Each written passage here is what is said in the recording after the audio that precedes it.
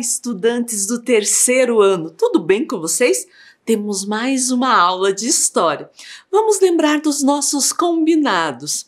Se você precisar sair de casa, lembre de usar máscara. E lembre de usar da maneira correta. Cobre o nariz e a boca, certo? Lave sempre suas mãos e escolha aí um lugar bem confortável para você colocar seus materiais, assistir às aulas e fazer as atividades e aprender muito. E por falar em materiais, hoje nós vamos precisar dos seguintes materiais: caderno ou a folha para registrar a aula, lápis de cor, canetinha, borracha e lápis. Eu vou dar um tempo para você pegar esse material, certo?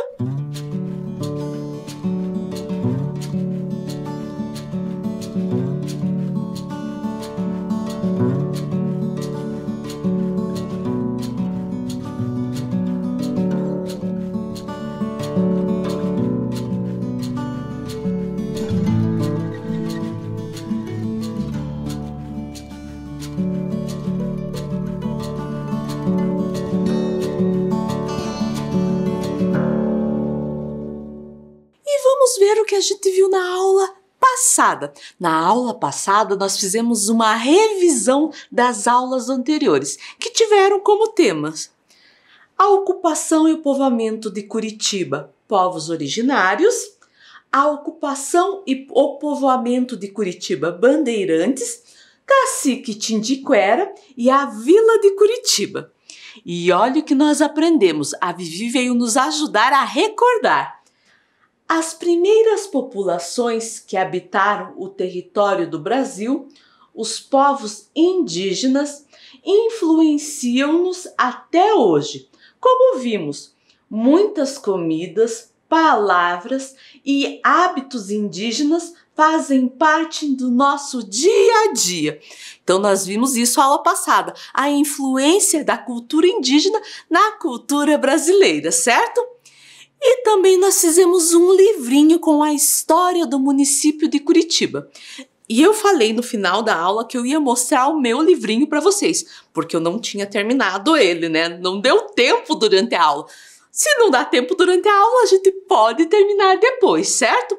E eu trouxe ele aqui, grande para vocês verem melhor, mas eu também coloquei na tela, certo? Vamos recordar? Na primeira página do livro estava escrito o seguinte: antigamente, o lugar onde hoje é Curitiba era habitado por indígenas. Então eu fiz o meu aqui, que eu coloquei lá na tela também. Nessa página a gente recordou os povos originários, os povos nativos aqui do Brasil, que no caso, os indígenas, certo? Vamos para a página 2? Na página 2, estava escrito assim: os primeiros homens brancos que vieram para essa região foram os bandeirantes. Eles eram desbravadores da terra, procuravam riquezas e escravizavam os indígenas. Então, tá aqui o meu desenho, né? E nessa página nós falamos dos bandeirantes que saíam pelos sertões procurando riquezas. Naquela época era o ouro. Mas também aconteceu situações nada legais, porque eles escravizavam os indígenas, os habitantes daquelas terras desbravadas. Página 3. As primeiras minas de ouro do Paraná ficavam em Paranaguá, no litoral. Depois os bandeirantes e suas comitivas subiram a Serra do Mar e formaram pequenas povoações. Então olhem lá a imagem, tá aqui o meu livrinho também. Lembro lá que Paranaguá foi a primeira cidade do Paraná, até ela é conhecida como Cidade Mãe do Paraná. Lá que apareceram as primeiras minas de ouro. Com o tempo, o ouro sumiu, acabou. E o que eles fizeram? Os bandeirantes desbravaram a Serra do Mar para procurar novas riquezas em novos lugares, certo? Na página 4, uma das povoações ficava à margem do rio Atuba e ganhou um nome de Vilinha. Diziam que lá existia muito ouro.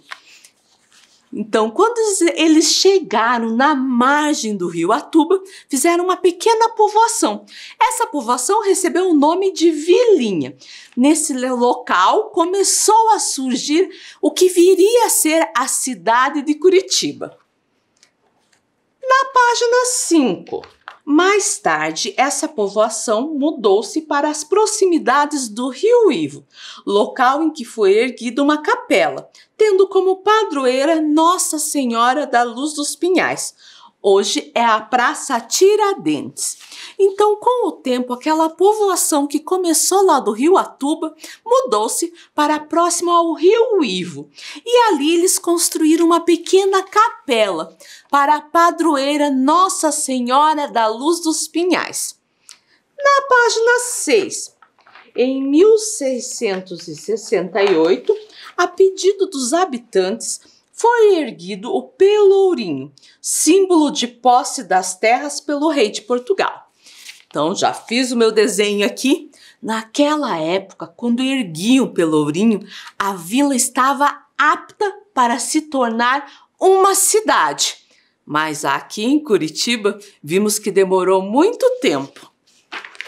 E na última página, a página 7, no dia 29 de março, esse lugar foi elevado à categoria de Vila de Nossa Senhora da Luz do Bom Jesus dos Pinhais. Mais tarde, recebeu o nome de Vila de Curitiba e finalmente de Curitiba. Olhem lá o meu desenho. Então, somente em 29 de março de 1693, o lugar virou uma vila. Vila de Nossa Senhora da Luz do Bom Jesus dos Pinhais. Depois, Vila de Curitiba. Depois, Curitiba, como é chamada e reconhecida até hoje. Tudo isso nós vimos na aula passada, certo? E vamos lá. A Vivi veio falar qual é o número e qual é o tema da aula. Nós estamos na aula 13 de Vila para a cidade de Curitiba. Então pegue o seu caderno, a folha, coloque a data que você está assistindo essa aula, aula 13, História de Vila para a cidade de Curitiba. Eu vou aguardar você fazer, certo?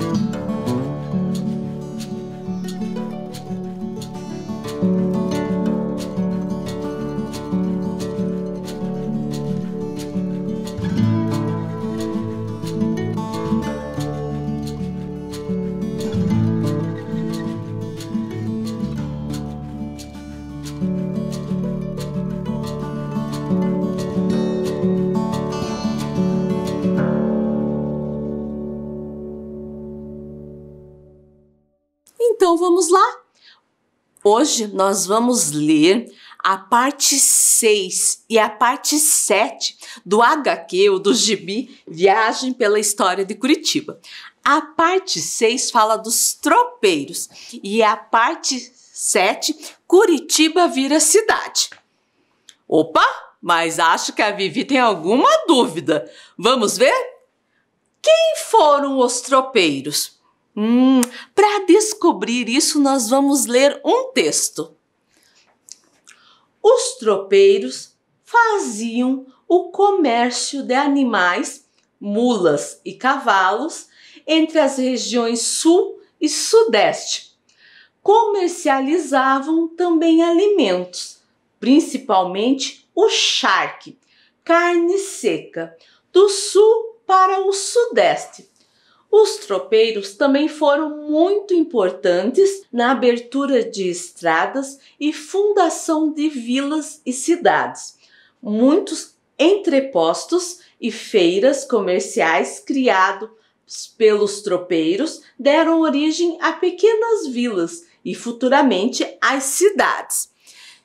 E aqui nós vamos ver os tropeiros representados nas obras de arte. Tem duas obras. A primeira se chama O Tropeiro, de Georgina de Albuquerque, e a segunda, Rancho Grande dos Tropeiros, de Benedito Calixto. Os tropeiros, então, eram condutores de cavalos e mulas e também comerciantes. Eles faziam o comércio de animais e também de alimentos, principalmente o charque, que é uma carne salgada e seca no sol, para conservá-la por mais tempo. Os tropeiros trabalhavam entre as regiões sul e sudeste. Eles passavam por muitas cidades, aqui do Paraná também, e eles contribuíram para o crescimento dessas cidades e até chegar a fundar algumas cidades e estradas. Mas vamos lá para o nosso HQ na parte 6 que fala dos tropeiros. Nós vamos fazer o mesmo que a gente estava fazendo nas outras aulas. Eu vou ler e a cada parte nós vamos destacar ou lugares ou personagens. Se for lugares, vai estar em verde. Se for personagens, em azul, certo? Vamos ler? Aqui, no Largo da Ordem, encontramos muito da nossa história. O bebedouro para os cavalos lembra a chegada dos tropeiros. Que legal! Primeiro lugar que a gente vai destacar, Largo da Ordem. A partir de 1737, caravanas de tropeiros passaram a usar o caminho aberto para o transporte de gado e mercadorias, desde o Rio Grande do Sul até São Paulo. Então, aqui nós vamos destacar o caminho dos tropeiros. No meio desse caminho estava Curitiba, por onde eles passavam. Dessa forma, ajudavam o comércio da região a se desenvolver. Curitiba ultrapassou Paranaguá em importância, tornando-se a sede da recém-criada comarca de Paranaguá e Curitiba. Isso em 1812, mas continuava sendo uma vila. E agora nós vamos para a parte 7 do HQ que fala, sobre Curitiba vira cidade. Mas afinal de contas, quando Curitiba se transformou em cidade? Calma, Fosco, já estamos quase lá. Antes de ser cidade, Curitiba teve seu primeiro prefeito, nomeado em 1835, José Borges de Macedo. Então, vamos destacar o nome desse personagem, José Borges de Macedo.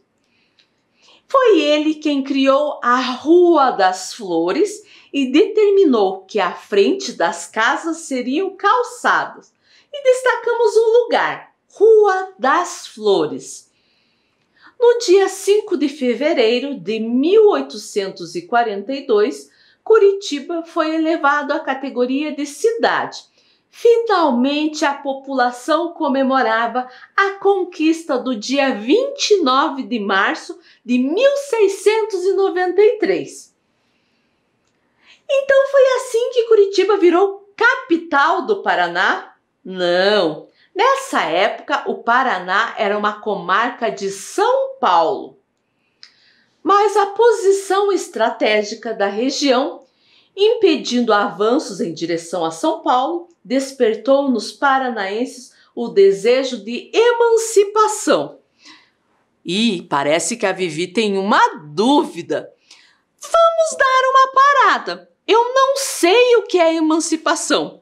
Para a gente saber o que é emancipação, nós vamos ler um texto, certo? Emancipação significa o ato de tornar livre ou independente. O termo é aplicado em muitos contextos, como emancipação de menor, emancipação da mulher, emancipação política, etc. O conceito de emancipação política remete para a independência política de um país, estado ou região. O local que se emancipa adquire autonomia no âmbito político e social. A emancipação política dá ao local emancipado o poder de se autogerir, ou seja, de tomar as decisões políticas e administrativas pertinentes e elaborar suas leis. Então, emancipação é tornar livre, independente. No caso do estado do Paraná, é uma emancipação política, onde o estado poderia tomar decisões políticas e administrativas, poderia até escolher seus representantes políticos e estes criarem as leis para o lugar. Mas vamos voltar para a nossa história? Então, Curitiba já fez parte de São Paulo? Sim! Até o dia 19 de dezembro de 1853, quando ocorreu a emancipação para a província do Paraná, com a posse do baiano Zacarias de Góes e Vasconcelos. Então vamos destacar esse nome, Zacarias de Góes e Vasconcelos. Curitiba então precisou sair do isolamento e o caminho da Graciosa tornou-se questão urgente. Ai, ai, minha mãe me deu esse nome em homenagem à nossa serra. As duas são lindas. Então vamos destacar Caminho da Graciosa. E quando Curitiba virou capital? Curitiba, já com esse nome, tornou-se capital da província em 26 de julho de 1854. Quantas coisas nós aprendemos com essas histórias, né? Nós vimos que Curitiba era um lugar onde passavam as caravanas dos tropeiros, que levavam animais e mercadorias do Rio Grande do Sul a São Paulo. Isso ajudou a desenvolver o comércio da região e Curitiba acabou se tornando maior e mais importante que Paranaguá. Porém, continuava sendo apenas uma vila, mas agora tinha um diferencial. Tinha um prefeito, José Borges de Macedo. Em 5 de fevereiro de 1842, Curitiba finalmente virou cidade. Depois o Paraná se emancipou de São Paulo e Curitiba acabou virando a capital do estado. E nessa história nós destacamos os seguintes lugares e personagens: Largo da Ordem, Caminho dos Tropeiros, José Borges de Macedo, Rua das Flores, Zacarias de Góes e Vasconcelos, Caminho da Graciosa. Agora nós vamos falar um pouquinho de cada um desses destaques, certo? E vamos começar com o Largo da Ordem. Olhem ali na imagem. O bebedouro era um dos locais que os tropeiros paravam para que seus animais pudessem beber água. E Largo da Ordem também é o Largo Coronel Enéas. Você sabia disso? Então, tem esses dois nomes. Os dois estão certos. A construção do bebedouro foi feita em 1853. Essa que aparece na imagem é de 1980, mas ela foi construída no mesmo estilo da que existiu. O largo abrigou e abriga vários comércios, primeiramente dos tropeiros, depois em torno das carroças dos imigrantes que vinham ali vender produtos agrícolas. E agora o local tem a feirinha do Largo da Ordem. Daí nós falamos dos caminhos dos tropeiros, que ligava via terrestre o Rio Grande do Sul à comarca de São Paulo. Haviam várias estradas que faziam esse caminho. Uma das mais conhecidas era o Caminho do Viamão, que saía da cidade de Viamão, que fica no Rio Grande do Sul. Até no mapa aparece ela bem lá embaixo, certo? E ia até Sorocaba, que fica em São Paulo. E ele passava ali para o Paraná e passava por várias cidades. O Caminho do Viamão passava pelas seguintes cidades paranaenses: Arapoti, Balsa Nova, Campo do Tenente, Campo Largo, Carambeí, Castro, Jaguariaíva, Lapa, Palmeiras, Porto Amazonas, Rio Negros, Sengés e Telêmaco Borba. E essas cidades e outras, em homenagem aos tropeiros que ajudaram ao crescimento ou até a fundação da cidade, tem monumentos em homenagem a eles. Vamos ver? Monumento arquitetônico com o símbolo da Rota dos Tropeiros em Telêmaco Borba, no Paraná. Monumento aos tropeiros na cidade da Lapa, no Paraná. Museu do Tropeiro, na cidade de Castro. Monumento arquitetônico não oficial com o símbolo da Rota dos Tropeiros, em Tibagi, no Paraná. Santuário de Nossa Senhora das Brotas, padroeira de Piraí do Sul, do Caminho das Tropas e da Rota dos Tropeiros. Daí vocês vão perceber, professora, mas você falou no Paraná várias vezes. Nós temos que lembrar que o Caminho dos Tropeiros passava por vários estados: Rio Grande do Sul, Santa Catarina, Paraná e São Paulo. E nesse caminho tem várias cidades que têm monumentos em homenagem aos tropeiros. Não é só aqui no Paraná, nos outros também. E vamos falar de José Borges de Macedo. E ali tem um ano com uma estrelinha, 1791, e outro com uma cruzinha, 1851. E você já pensou por que tem esse símbolo antes do ano? Quando tem a estrelinha, quer dizer o ano que ele nasceu. E quando tem a cruzinha, é o ano que ele morreu. Então, José Borges de Macedo nasceu em 1791 e morreu em 1851. Ele foi o primeiro prefeito da cidade. Vamos conhecer um pouco mais sobre ele? Natural da cidade de Castro, era filho do capitão Cirino Borges de Macedo e de Rosa Maria e Silva, eleito vereador da Câmara Municipal de Castro em 1814. Poucos anos depois, abriu um comércio em Curitiba. É considerado o primeiro prefeito de Curitiba e o único a exercer o cargo no período em que a cidade e o Brasil estiveram sob o regime monárquico. Então, ele foi prefeito na época em que o Brasil não tinha um presidente, mas um rei. Era o período da monarquia, certo? E vamos falar da Rua das Flores. A Rua das Flores foi criada pelo prefeito José Borges de Macedo. Foi ele que determinou, né, que nas frentes das casas deveriam ter calçadas. Vimos isso lá no HQ do Curitibinha. Essa rua também é chamada de Rua 15 de Novembro. E você sabe por quê? Devido à proclamação da República. 15 de novembro é a data que isso aconteceu. Então, os dois nomes estão certos. Tanto Rua das Flores como Rua 15 de Novembro. E ela também tem uma curiosidade. Foi a primeira rua exclusiva para pedestre no Brasil. Isso aconteceu em 1972.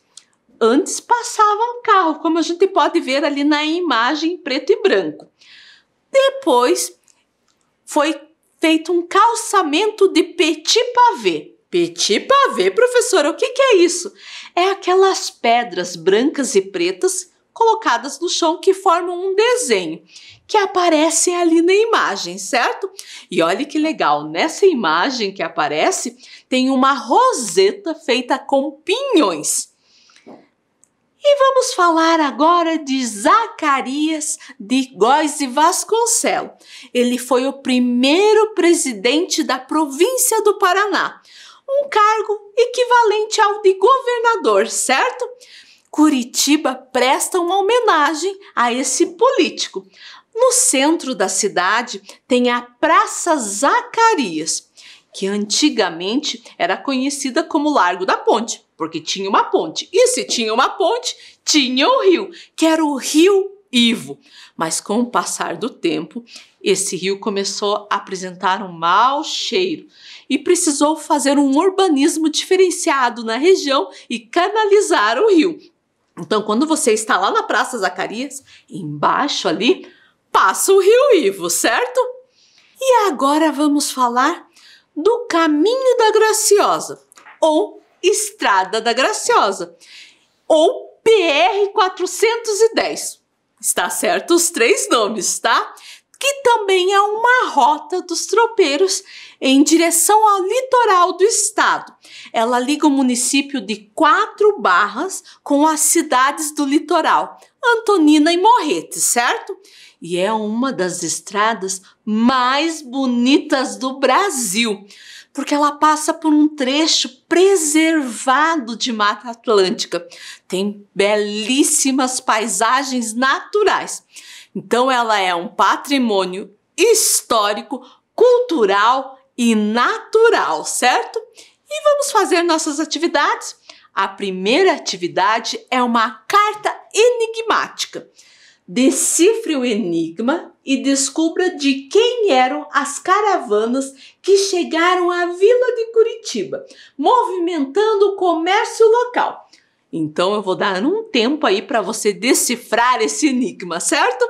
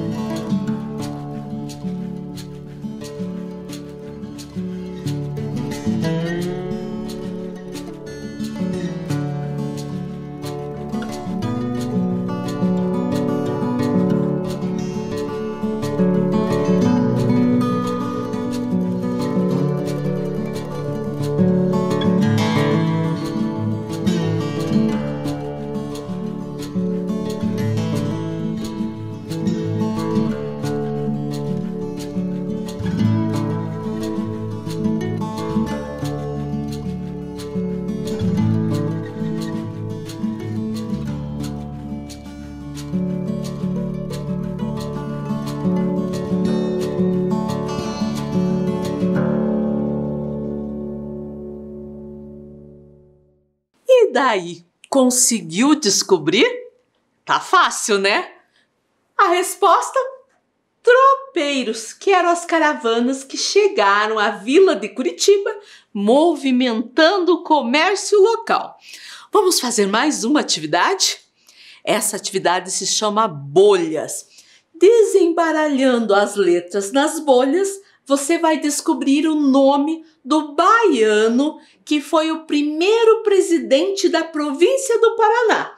Então, eu vou dar um tempo aí para você desembaralhar as letras e descobrir o nome dele, certo?